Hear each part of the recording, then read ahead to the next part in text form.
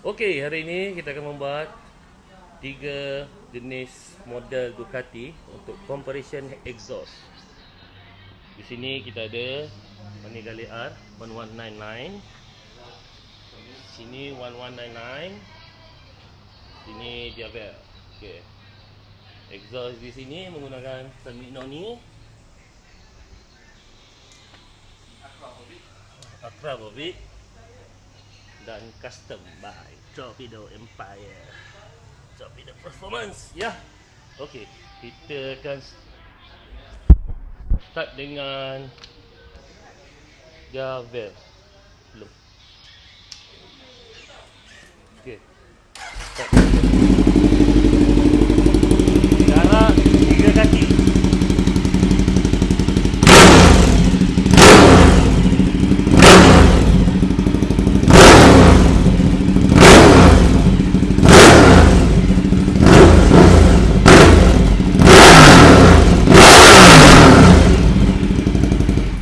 Alright. Kita nampak di situ Max 129 untuk Diavel.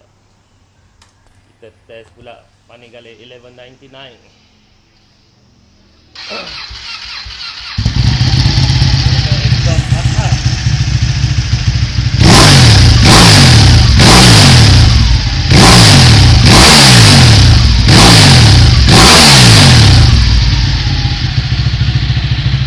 Kita dapat 125 dB.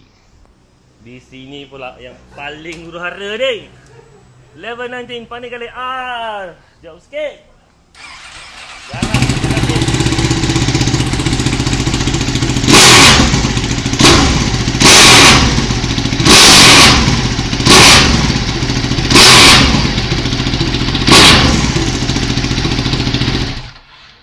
Okey, kita dapat 128 daripada 1199. So, compression untuk 3 jentera ni. Alright. Nampak mereka macam nak bersia-sia ni. Dah lama sangat dia orang duduk rumah ni. Okey.